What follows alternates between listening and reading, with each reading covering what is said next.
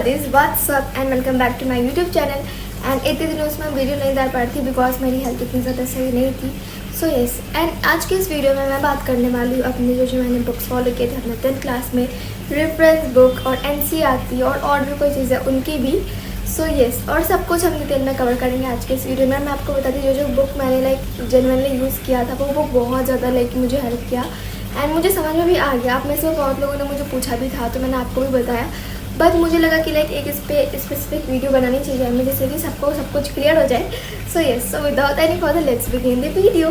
So the first subject I am gonna talk about is की maths है वो। And देखो, मैथ्स में मैंने बेसिक मैथ्स लिया था। मेरा ऐसा कोई वो स्पेसिफिक नहीं था कि मुझे स्टैंडर्ड लेना और मुझे इतने सारे बुक्स करने पड़ेंगे। मैंने बेसिक मैथ्स लिया था जिसमें कि मैंने ये NCERT किया था। आप ये NCERT जानते हो कि क्या है। सो मैंने NCERT की बुक की थी एंड ये मैंने बहुत अच्छे से की थी। ये बुक मैंने लिटरली 3 से 4 बार इसको कर ली थी अच्छे से, पूरे ईयर में नहीं, लास्ट मोमेंट की बात कर रही हूँ मैं, लास्ट के 1 और 2 मंथ्स में। सो यस, और उसके बाद मैंने कुछ प्रीवियस ईयर क्वेश्चंस किए थे जो कि था ओसवाल का। मैं आपको वो भी दिखाऊंगी, बट मैं आपको वो लास्ट में दिखाऊंगी कि उसमें अलग चीज़ें जो आपके लिए शेयर करना चाहती हूँ। सो यस, तो मैंने प्रीवियस ईयर क्वेश्चंस किए थे, मैंने ये NCERT करी थी एंड ओसवाल के कुछ सैम्पल पेपर्स भी किए थे मैंने। सो मैं आप लोगों से सब कुछ बताती हूँ। मैथ्स का तो ये हो गया क्योंकि मैंने बेसिक मैथ्स लिया था। अगर आपने स्टैंडर्ड मैथ्स लिया तो you can go for RD Sharma और RS अग्रवाल, बट मैं ऐसा बोलती हूँ कि RD Sharma is more better than RS Agrawal. RS Agrawal भी अच्छा है, बट RD शर्मा में क्या होता है कि सब कुछ एकदम कॉन्सेप्ट और क्लैरिफाई मिलता है उसमें, क्योंकि उसमें वैरायटी ऑफ क्वेश्चंस होते हैं। सो अच्छे से आपको प्रॉपर अंडरस्टैंडिंग के लिए मुझे लगता है ऐसा कि वो ज़्यादा सही है। सो यस, क्योंकि मैंने अपने उस मोमेंट पे जब मुझे नहीं पता था कि मुझे इतना नहीं पता था कि हमारा बेसिक होता है, स्टैंडर्ड होता है, जब मैं अपने 10th क्लास में थी। सो मुझे जब पता चला तब, पर उससे पहले तो मैंने वैसे फॉलो करती थी जो हमें बुक्स दी जाती थे वो सब। So now let's move to our second book. तो जो सेकेंड सब्जेक्ट है वो मैं बात करने वाली हूँ SST की, क्योंकि SST में बहुत लोगों को कन्फ्यूजन है कि उन्हें रेफरेंस बुक लेना चाहिए नहीं लेना चाहिए एंड लिए तो कौन सा लिया एंड ये सारी चीज़ें। तो देखो, मैं अपना बताऊँ तो मैंने एक रेफरेंस बुक नहीं लिया था। मैं आपको एक चीज़ दिखाती हूँ, बुक दिखाती हूँ स्पेसिफिकली।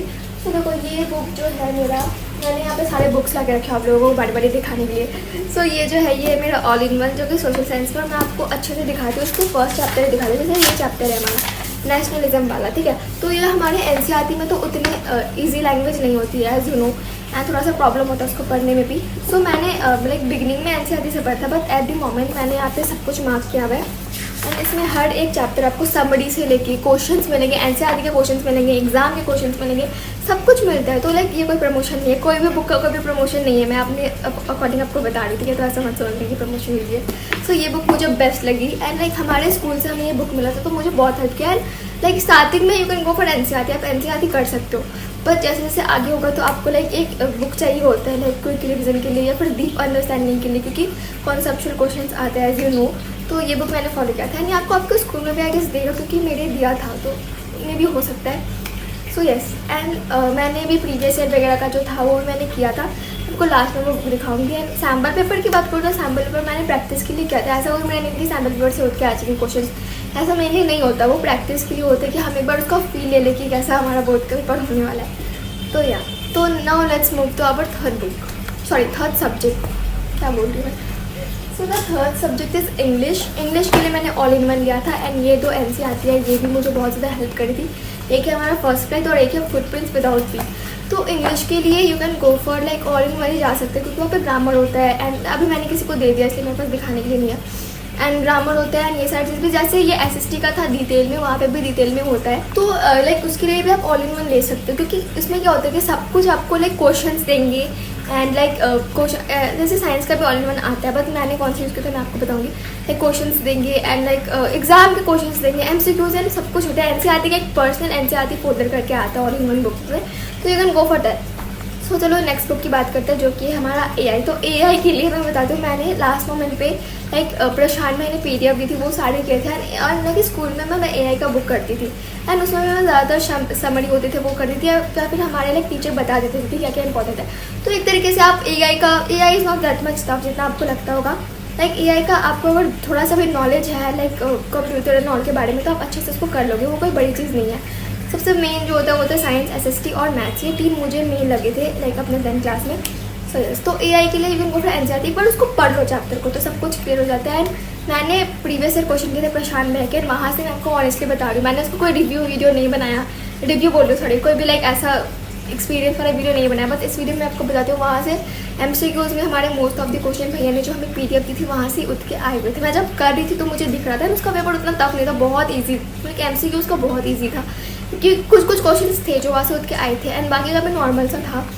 सो यस, तो AI भी हो गया। एंड अब बात करने वाली मैं साइंस की।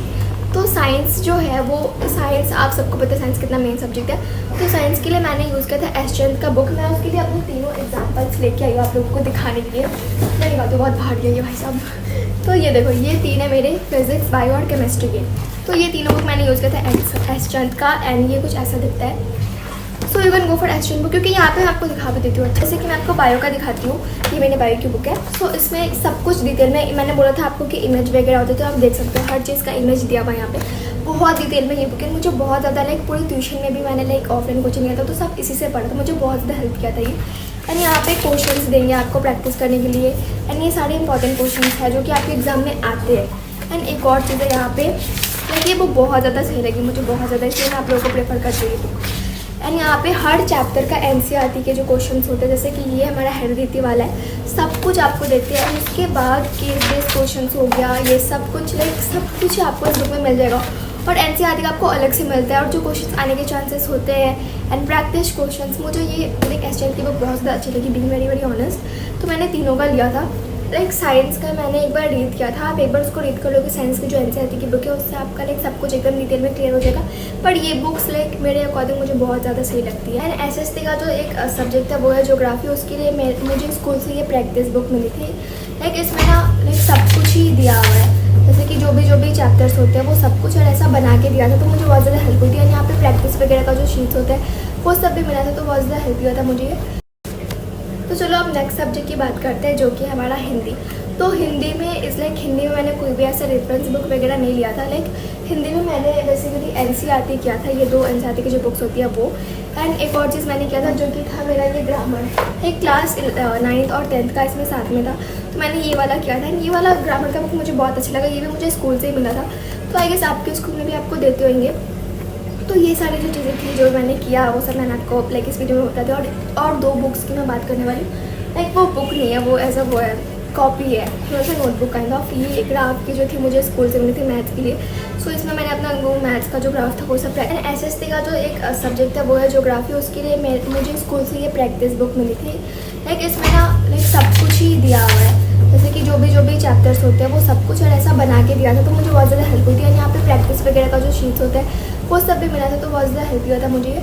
सो now let's talk about sample paper and previous year questions. तो मैंने अपने बोर्ड्स के टाइम पे ये 4 सब्जेक्ट के सैम्पल पेपर्स है, साइंस, SST, इंग्लिश और मैथ्स, और इसमें स्टैंडर्ड मैथ्स का था। तो मैंने ये 4 सैम्पल पेपर्स ऑर्डर किए थे जो कि था हमारा ओसवाल का। एंड मुझे बहुत ज़्यादा हेल्प किया क्योंकि इसमें डिटेल में लाइक अगर मेरा कोई MCQ भी है तो मैंने कुछ लोगों को अलग ही मिला था, बट मुझे अलग मिला था। मुझे लाइक कुछ में होता है जैसे बुक्स वगैरह प्रिंटिंग में होता है, तो मुझे मिला था जिसमें कि डिटेल में MCQ का भी आंसर लिखा हुआ था, डिटेल में पीछे वाले। और सेट 1 था जो भी CBSE का रिलीज़ करता है उसके बेसिस पे था ये पूरा सेट वाइजेस। सो ये था पूरा जो कि मैंने अपने पूरे साल यूज़ किया है। एंड ये है ओसवाल का प्रीवियस ईयर क्वेश्चंस जो कि मैंने लाइक बाय किया था। एंड यहाँ पे लाइक मैथमेटिक्स की स्टैंडर्ड मैथ्स के होते हैं बेसिकली, तो मैथमेटिक्स, साइंस एंड कुछ सब्जेक्ट्स थे SST जैसे, वो सब के प्रीवियस ईयर क्वेश्चन से मैंने पूरे उससे प्रैक्टिस करी है। एंड ये भी ओसवाल का आप देख सकते हो, तो मुझे बहुत ज़्यादा हेल्प किया ये। या तो this was the things I use in my 10th grade. And ये सब मुझे बहुत ज़्यादा हेल्प किया क्योंकि लाइक आप प्रैक्टिस करोगे तो आपको खुद ही समझ आएगा। एंड प्रीवियस ईयर क्वेश्चन में जो भी क्वेश्चन था, इवन MCQ की डेफिनेशन आपको पूरी बताई गई कि इसका आंसर ये चीज़ क्यों है, ऐसे होता है। तो मुझे इसलिए ओसवाल की लाइक क्वेश्चन पेपर्स हैं जो भी बहुत अच्छे लगते हैं क्योंकि सब कुछ डिटेल में होता है। एंड लाइक डिटेल से लाइक हमारी पूरी अंडरस्टैंडिंग क्लियर हो जाती है। So that's for this video guys. And मेरा एक Q&A का वीडियो बहुत जल्द आने वाला है, मैंने अपने कम्युनिटी पोस्ट में डाला था। अगर आपको कोई पर्टिकुलर क्वेश्चन पूछना है किसी टॉपिक पे तो you can like comment there, so मैं वो अपने लाइक वीडियोस में आपको बता दूंगी। So wait for that. And like मैंने कुछ क्वेश्चन उसमें से उठाए हुए हैं जो कि मुझे जेन्युइनली लगा कि आप लोगों को लाइक शेयर करना चाहिए। आपके बहुत सारे क्वेश्चन सिमिलर भी थे, सो वो वीडियो बहुत जल्द आएगा, so stay tune and like this video अगर आपको हेल्प हुई हो तो, क्योंकि ये बुक मैंने खुद ही अपने एक्सपीरियंस में बता रही हूँ, मुझे बहुत ज़्यादा हेल्प किया। अगर आप भी परचेज करोगे तो आपको भी समझ आ जाएगा कि यार ये इतना इंपॉर्टेंट क्यों है, क्योंकि इसमें सब कुछ डिटेल में है, लाइक एक बुक है। So thanks for watching guys and तब तक के लिए बाय। मैं आपको मिलता हूँ अपने नेक्स्ट वीडियो में। Bye guys.